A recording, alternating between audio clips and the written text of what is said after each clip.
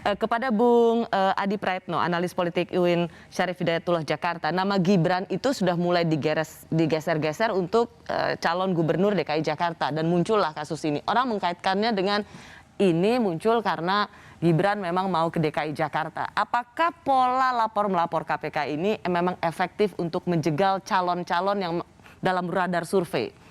Ya, saya ingin komentar dua hal ya, Rosi. Pertama, soal lapor-melapor itu kan bagian dari satu fenomena demokrasi kita yang berkembang belakangan ini ya. Dulu lapor-melapor itu ketika mulai ramai Pilkada Jakarta 2017.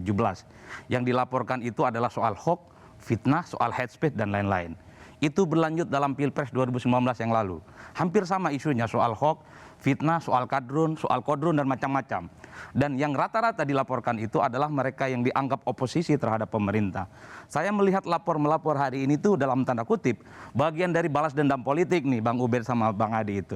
Apa balas dendam politik? Satu, segmentasi isu dan objek yang dilaporkan itu beda. Mencoba untuk menggeser bahwa isu bukan lagi soal fundamentalisme, bukan lagi soal tentang kadrun, tapi ini ada isu yang cukup penting di lingkaran kekuasaan saat ini. Karena yang dilaporkan itu rata-rata orang yang ada di kekuasaan. Ada Pak Luhut, ada Pak Erik, ada Ganjar, ada Ahok. Kan begitu, ada Kaesang, ada Gibran. Yang terkait dalam lingkaran dekat Pak Jokowi. Betul. Jadi sebenarnya yang mau ditembak Pak Jokowinya atau orang-orang ini? Jadi para menterinya, Erik misalnya yang juga ada dalam nama tinggi sebagai cawapres.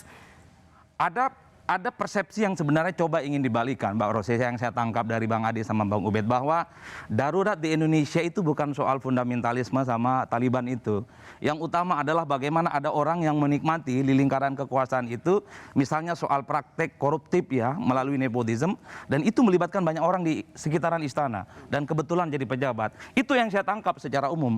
Makanya saya menyebut istilah ini tidak lebih dari sekedar ingin menggeser isu balas dendam politik, dan rata-rata pelapornya adalah Bang Ubed, Bang Adi Masadi yang dulu kita tahu adalah orang yang sangat kritis terhadap Jokowi.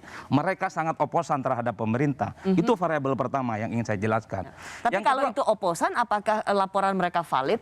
Karena kalau misalnya kita bisa menjadi bias karena itu oposan, sehingga laporan itu dianggap hanya karena dendam kepada sesuatu ingin balas dendam.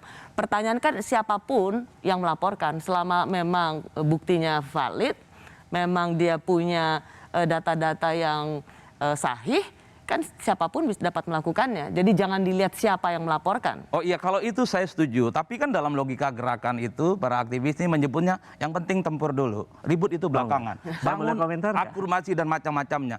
Karena apa yang disampaikan oleh Bang Ubed, Bang Adi, ketika misalnya ditanya bukti-bukti barunya juga agak bingung. Ketika jadi ini hanya balas dendam? Itu satu ya. Yang kedua yang jelas, ini yang paling efektif memang, ini justru apa yang Mbak Rosi sebut di awal, ini jelas merusak orang-orang yang sudah dilaporkan. Merusak kredibilitas mereka. Orang yang muncul di survei sebagai kandidat capres, sebagai kandidat gubernur, otomatis sejak dilaporkan nama-nama mereka sudah ada persepsi negatif yang sudah muncul di orang. Itu satu hal ya yang tidak bisa boleh saya komentar dengan baik. Pertama, Mas Adi, kesimpulan poin penting tadi adalah bahwa kita mengangkat isu atau sesuatu yang sangat penting tentang korupsi. Dan inilah musuh rakyat. Oke. Yang kedua, kita tidak ada dendam. Kalau dendam, ngelaporin Anies Baswedan. Anies itu juga pertanyaan yang sama, karena Anies Baswedan juga dilaporkan. Kalau kemudian yang kedua, dilaporkan Formula E, apakah itu juga bagian dari balas dendam? Ini tidak ada Bang Ubed itu bukan Anies yang dilaporkan. Tidak ada urusan sama Gibran. Itu kan pertanyaan mendasar. Enggak, maksudnya karena kita tadi Anda menyebutkan kenapa Kaesang juga nggak disertakan sih gitu. Sekalian aja nih, banyak orang yang terindikasi kasus korupsi dan macam-macam. Kan selesai menurut saya. Ini kayaknya ada tebang pilih gitu. Ada segmentasi yang di Solo, ada yang di Jakarta.